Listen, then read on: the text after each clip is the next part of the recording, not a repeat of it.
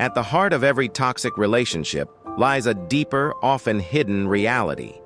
Toxicity is not always a conscious choice, but a byproduct of inner struggles, psychological wounds, unmet needs, or deep-rooted insecurities. To begin untangling the web of toxic behavior, we must first understand the human condition, our flaws, our vulnerabilities, and the complex ways in which our personal histories and unaddressed emotional scars shape our actions. It is essential to approach the concept of toxicity with a sense of empathy. Human beings, by nature, are flawed. These imperfections are part of what makes us inherently human. We are not born perfect, nor are we expected to be. Flaws can manifest in many ways: anger, jealousy, pride, self-doubt, or a tendency to manipulate others. These are not inherently toxic in themselves. They are simply the result of our conditioning, experiences, and the burdens we carry. Flaws are often deeply tied to personal histories. Our family dynamics, societal expectations, childhood experiences, and even biological predispositions. Take, for instance, a person who grew up in an environment where emotional expression was discouraged. They may struggle with communication in relationships, bottling up feelings until they erupt in outbursts of anger or passive-aggressive behavior. The emotional repression in their upbringing isn't necessarily toxic in and of itself. It's the lack of tools or understanding to navigate those feelings in healthy ways that creates toxic behavior. In this sense, toxicity can be seen as a manifestation of human imperfection. It becomes problematic when it leads to patterns that cause harm, either to oneself or others. The difference between a human flaw and toxic behavior lies in the consistency and impact of the actions. While occasional emotional outbursts or selfishness are normal, it's when these behaviors become a habitual way of interacting with others that they cross the line into toxicity. Beneath toxic behavior often lies vulnerability, pain, fear, insecurity, or past trauma that a person may not even be fully conscious of. When we explore human nature, we find that people often act out of a need to protect themselves, even if it comes at the expense of others. Toxic behavior can be a defense mechanism, a way to shield fragile egos from being exposed to the world's harsh judgments or from confronting inner turmoil. For instance, a person who constantly belittles others may be deeply insecure about their own worth. They may have learned early in life that to feel powerful or in control, they needed to diminish those around them. This behavior might not be deliberate malice, but an unconscious coping strategy, a way to navigate their own vulnerability. The outward manifestation of toxic behavior, mockery, manipulation, or emotional control, is simply the shield protecting the deep, unhealed wounds within. Acknowledging vulnerability in toxic people invites us to see them not just as aggressors, but as wounded beings. This perspective can soften our approach to understanding their actions. It doesn't mean we should accept harmful behavior, but it does invite us to reflect on how deep-seated vulnerabilities can trigger defensive mechanisms that become toxic over time.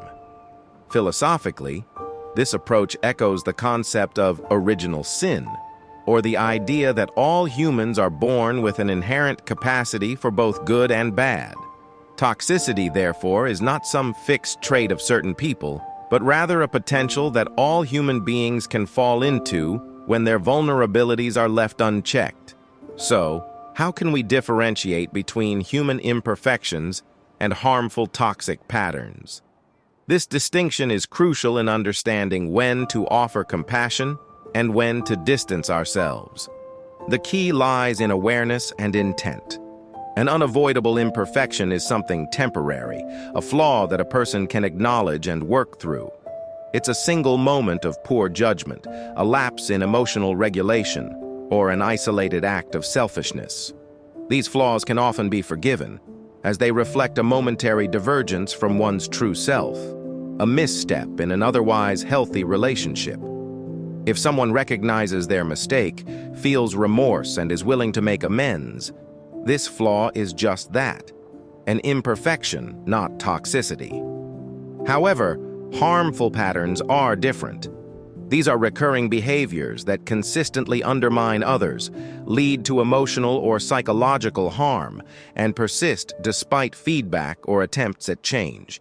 They are not accidental, but represent a way of being in the world, a strategy for navigating relationships that harms rather than nurtures. A toxic individual may repeatedly gaslight, manipulate, or belittle others without remorse, consistently finding ways to evade responsibility for their actions. To illustrate this, imagine two people. One makes a careless comment in the heat of an argument, only to apologize later, acknowledging their error. The other constantly criticizes and undermines their partner's self-worth, finding ways to do so even when the partner asks them to stop. The first is displaying an imperfection. The second is embodying a harmful pattern of toxic behavior. The first is something that can be forgiven and worked through, while the second requires a serious reevaluation of the relationship's health. Recognizing the difference between these two realities, imperfections versus toxic patterns, helps us approach relationships with clarity. It encourages us to not be overly harsh on human frailties, while also not enabling behavior that leads to harm.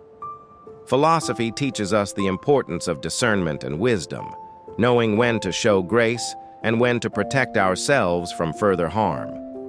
Understanding the roots of toxicity in others requires a level of self-awareness as well. It asks us to reflect not only on the flaws of others, but on our own vulnerabilities and the ways in which we may, at times, exhibit toxic behaviors. Are we reacting from a place of fear? Are we projecting our insecurities onto others? This self-reflection is crucial in breaking the cycle of toxicity, both personally and relationally. It allows us to recognize when we, too, may be perpetuating harmful patterns.